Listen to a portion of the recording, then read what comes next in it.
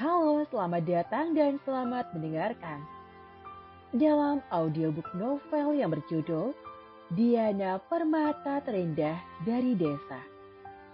Karya Heni, pengisi suara Marina Monalisa. Bab 4 Kesepakatan. Diana sama sekali tidak peduli dengan keberadaan Veronica. Dia menikmati pesta yang diadakan kakek Agung, sedangkan Veronica terlihat sangat geram. Karena rencananya membuat wanita insecure, lalu pergi meninggalkan Ivan menjadi sia-sia. Rasanya kecantikannya dan segala ucapannya tadi tidak berpengaruh apa-apa pada calon istri Ivan. Bahkan dirinya seakan tak terlihat oleh Diana. Melihat ada noda anggur di baju wanita itu, seketika sebuah ide melintas. Veronica meraih pisau buah yang ada di atas meja. Dia melihat keadaan sekitar, memastikan tidak ada yang melihat yang dia kerjakan. Merasa orang di sekitarnya tidak memperhatikan dirinya, Veronica menggoreskan mata pisau itu pada bagian pergelangan tangannya. Veronica segera menaruh pisau itu ke dekat Diana. Ah! Jeritan Veronica sangat keras hingga menjadi penarik perhatian semua yang ada di ruang acara tersebut. Mata orang-orang yang ada di ruangan itu tertuju pada tangan Veronica yang berdarah. Ver, 3 orang wanita lain ikut histeris melihat tangan teman mereka berdarah. Sontak, ketiganya menoleh ke arah Diana. Wanita itu malah tidak peduli dengan keadaan Veronica. Mata mereka tertuju pada noda yang ada di baju Diana. Astaga, calon istri Ivan sangat primitif. Dia menyerang Veronica, jeritnya. Salah satu wanita itu membalut tangan Veronica dengan tisu untuk menghentikan darah yang terus menetes. Kenapa mentegel seperti dia bisa berada di tempat ini? Apa salah Veronica sama kamu sehingga kamu melukai dia? Maki yang satunya. Veronica terus mendalami aktingnya. Wajahnya terlihat begitu kesakitan. Hal itu seketika menjadi pusat perhatian. Bukan hanya penampilan dia yang primitif, ternyata kelakuannya juga. Iya, sangat jelas itu wanita barbar. Kasihan sekali keluarga Agung Jaya mendapat menantu kampungan, primitif dan barbar. Iya, tindakannya sangat anarkis dan banyak orang lain. Serem. Jangan-jangan setelah menikah nanti, semua keluarga Agung Jaya dibunuh semua. Dari segi penampilan, dia sangat tidak pantas menjadi menantu keluarga Agung Jaya. Lihat saja, kuno, jelek dan kampungan. Diana tidak bereaksi apapun mendengar segala kata-kata yang terlalu dan terlewat sangat-sangat yang terus manis tertuju padanya. Mengalami kejadian seperti ini, Diana semakin bahagia menyembunyikan identitas aslinya. Dengan seperti ini, dia bisa melihat bagaimana orang-orang yang menilai dirinya. Dan dirinya juga mendapat bermacam pengalaman. Saat belian itu masih bersembunyi di batu, semua yang memandangnya merendahkan, mengucilkan, membiarkan bahkan menendang-nendang batu tersebut. Namun, saat kilau berlian itu terlihat, semua orang malah memujanya.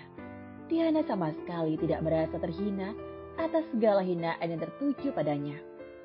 Jelek, kampungan, tidak berpendidikan, tak punya wawasan bodoh. Rasanya itu sudah menjadi cemilannya kalau dirinya bertemu dengan orang umum. Kini hujatan itu bertambah anarkis, primitif, dan barbar. Ada apa ini?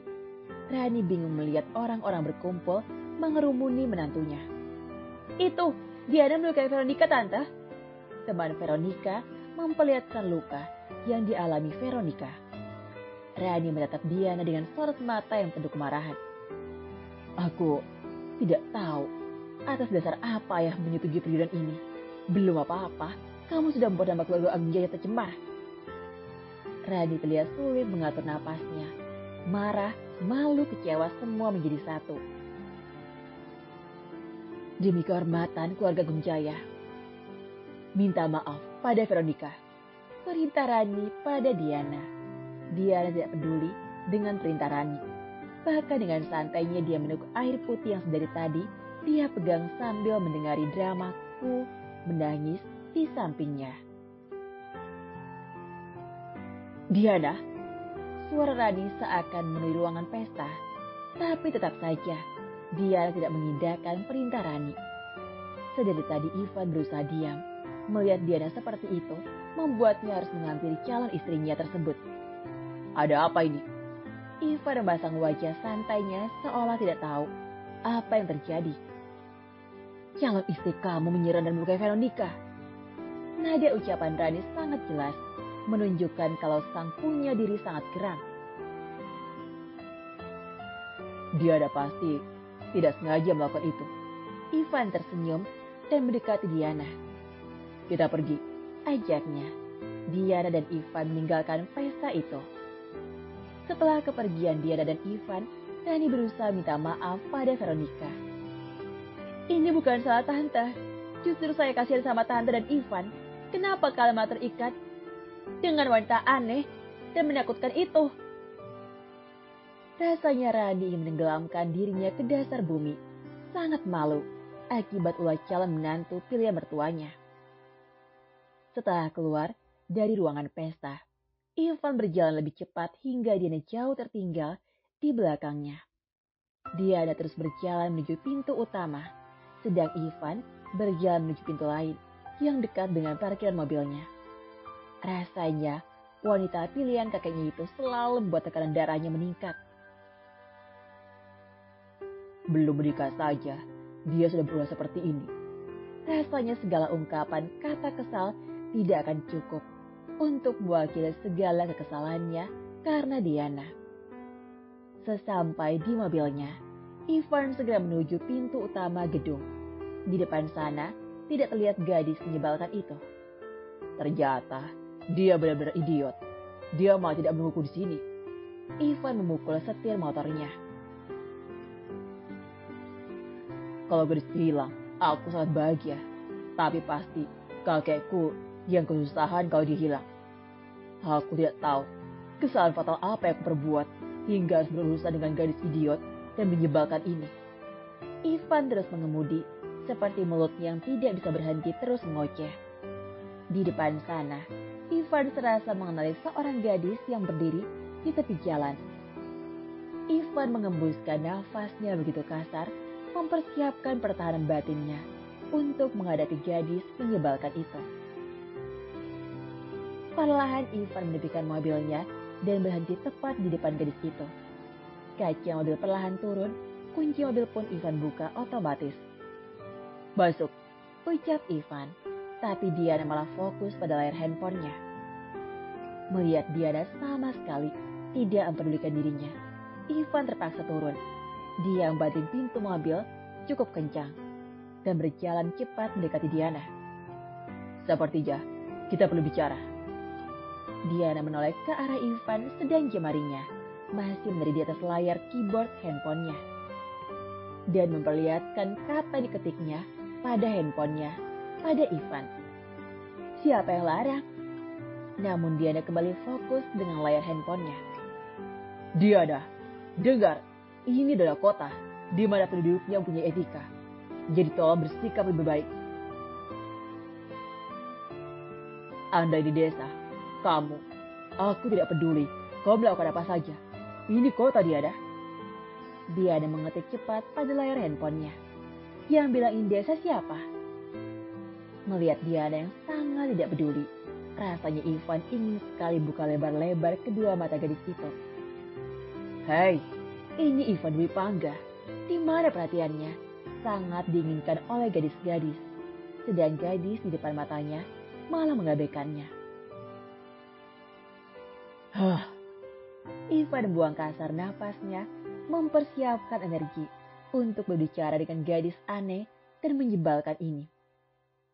Sepertinya kita harus membuat kesepakatan agar kamu aman, keluargaku juga aman. Diana mengalihkan tatapan matanya. Dia membalas tatapan mata Ivan. Melihat hal itu, Ivan merasa dihargai lawan bicaranya. Pertama, jangan cari masalah. Kedua, jangan buat masalah. Ketiga, jangan masuk ke dalam masalah. Ucap Ivan tegas. Ini kota besar Diana, sangat berbeda dengan tempat tinggalmu. Mungkin di desa kau bisa membantu orang dengan permasalahan mereka, Tapi di kota ini, itu sama saja. Kamu jadi masalah dan masuk ke dalam masalah. Apalagi tadi, Ivan menggelengkan kepalanya. Masalah yang terjadi di gedung acara bahkan tidak pernah terbayangkan olehnya. Jika ingin ketenangan, patuhi kesepakatan itu. Diana sangat datar. Dia kembali memperhatikan layar ponselnya, mengetik beberapa baris di sana, dan kembali menoleh pada Ivan. Kamu ingin kesepakatan? Diana memperlihatkan tulisan pada handphonenya. Pada Ivan, merasa Ivan sudah membaca, Diana mengetik lagi kalimat yang baru. Kamu mengajukan 3 hal, maka aku juga. Tinggalkan aku sendiri, jangan ganggu aku. Jangan main-main denganku. Pandangan mata Diana penekanan. Dia segera masuk ke dalam mobil Ivan dan menutup pintu mobil dengan sangat keras. Ivan terkejut, kesal dan marah. Andaikan di situ selembar kertas, ingin dia remas-remas menjadi bola kertas. Lalu dia pijak sekuat yang dia bisa. Sambil menahan kemarahannya, Ivan segera menuju mobilnya. Dia pun segera melajukan mobil menuju apartemennya. Kalau kamu mau dengar audiobook lebih banyak dan gratis, segera download Audiotune.